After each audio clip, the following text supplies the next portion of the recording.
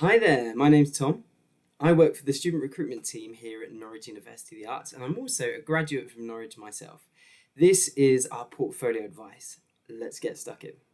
Before we get stuck in with the details of what a portfolio is and what it looks like, it's important to note that not all courses require a portfolio for this year's entry.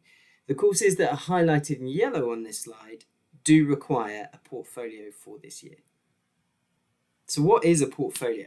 A portfolio is effectively a shop window into your personal practice, and it consists of three things in particular, and I've snuck in a fourth one on this slide as well.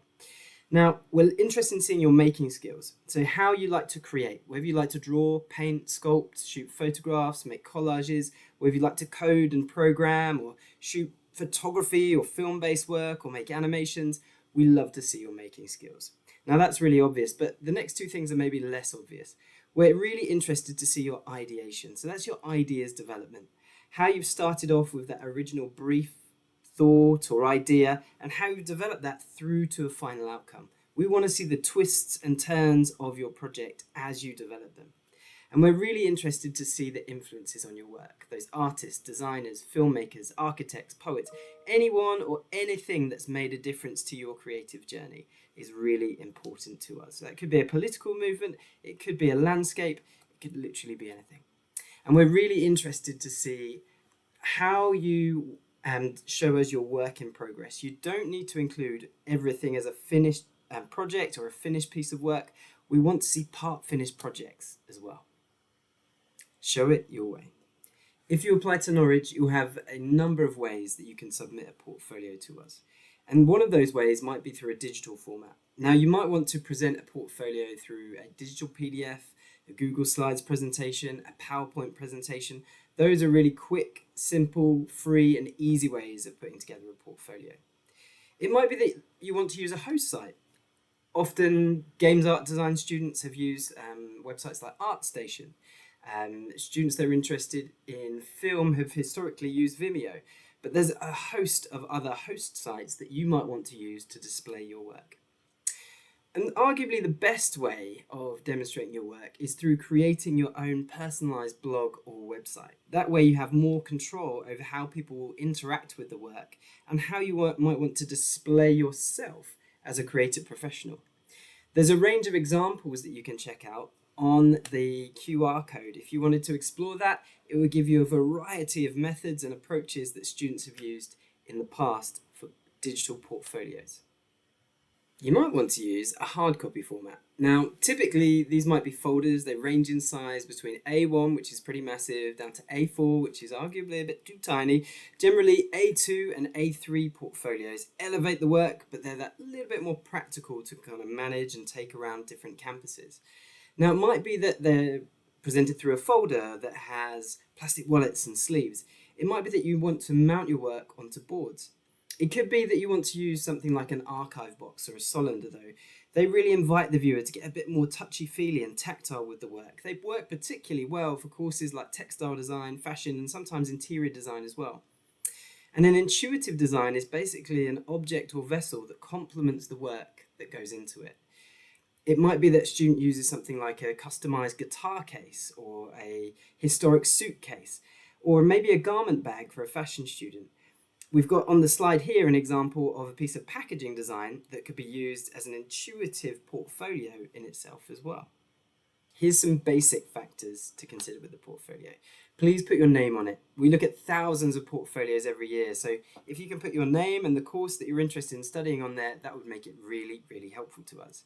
In terms of the quantity, we're looking for 10 to 15 slides or pages of work. You might have 1 to 3 images on each page, unless it's a mood board, which might have up to, say, 15 images. But mood boards are great at giving us an idea of an impression or a mood. They're good at showing us ideas development, but they're not very good at showing anything with clarity. So try not to visually bombard the viewer. It needs to be course relevant. So you wouldn't put a piece of knitting work in a film portfolio. It would make no sense whatsoever. If you're unsure of what to include, then have a look on our course pages where you'll be able to see a list of the typical types of work that we might see within that type of portfolio. In terms of backdrops, make sure they're neutral, that they don't take anything away from the work itself. They need to be things like blacks, whites, greys. Make sure that you think about the visual hierarchy of each page. What's the first, second, or third thing that someone might look at?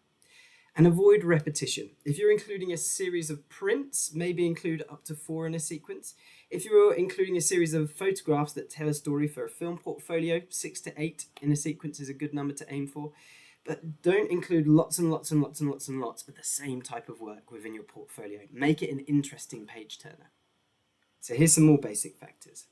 Photography is really key, capturing your work at its best. It might be that you use a selection of different types of photographs to capture your work. Maybe you'll highlight intricate details. Perhaps you'll step back from your work to capture the overall structure.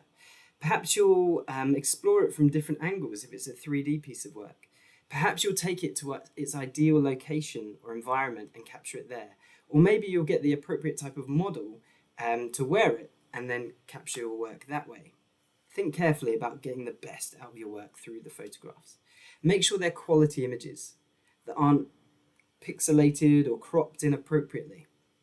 Make sure that your labeling is neat, discreet, and a secondary encounter to the work. Ideally, let the labeling tell us a little bit more of the story than what we can tell by just looking at the work alone. It might tell us a bit about the context of the project. It might give us a sense of the materials or resources that you've been working with, or a sense of its scale and dimensions. Think about your storytelling. Your portfolio is your own personal story. Maybe start with something really strong and end on something really strong to create a lovely first and last impression. Maybe compartmentalize your work into individual projects. Or maybe your portfolio will have an intuitive flow to it. Perhaps you'll have a contents page. Think about its flow and its layout. Make sure it makes sense to someone who doesn't know the work as well as you do. Any film-based work should have up to 5 minutes of a show reel. If you are interested in film and moving image production, we're looking for one continuous piece of narrative that's up to 5 minutes. If you're interested in a course like animation or animation and visual effects, it can be a compilation of projects that you've edited together in that 5-minute sequence. And sketchbooks are great at showing us your ideas development and the influences on your work. So you can take photographs or pages of the sketchbook and put those into the portfolio as well. If you choose to have a portfolio review in person, you can simply bring in the sketchbooks themselves to complement your portfolio. We love it when you show off. And there's a number of ways that you can position your application to stand out above the rest. It might be that you simply have a unique response to a project that's set for you. You might lay your work out differently in the portfolio. You might look at different artists and designers. You might make using different techniques and resources to anyone else around you. It might be that you're exploring personal projects as well within the portfolio. We don't want to just see what you produce in the classroom. We love to see what you're doing off your own back. It might be that you're doing something like an arts award or an EPQ. Maybe you're doing a commission piece of work. Maybe you're part of a club or society and you're making work for that. Maybe you're interested in music and you like designing album covers, or perhaps you're interested in making your own comic book. We love to see it. Maybe you're doing national competitions like our Beyond the Frame photography competition. Please do include that type of work. And we love to see a bit of creative risk-taking. Creative risk-taking shows us that you're not just responding to what's been done before, but you're building on the shoulders of creatives that have gone before you. It shows us that you're teachable and that you're willing to try new things. So if you've taken a creative risk through trying new materials and resources, or working with other people, or just doing something that's challenged you ethically maybe in some way, we'd love to see how you've taken a creative risk through your portfolio. We're getting towards the end of this presentation now, and these are some final factors to consider. Have you shown the process? A lot of the time, students are great at showing us outcomes, but they haven't necessarily shown us the journey to get there and the influences on your work. So please demonstrate that whole process. Ask for feedback. Once you've put your work together and you're happy with its order and its layout, get someone else to have a look at it who will be able to make suggestions as to whether you should include a bit more work or take a bit of work out or reshuffle it so it makes sense to someone who doesn't know the work as well as you do.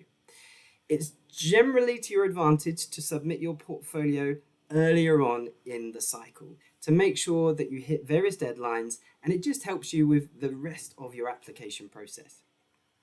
Check your work before each submission. Make sure that it's in an order that you're happy with. Sometimes you might need to tweak it. If you're applying for more than one course, you might need to edit it ever so slightly so it makes sense to apply for, I don't know, maybe that animation course as well as that illustration course at another institution.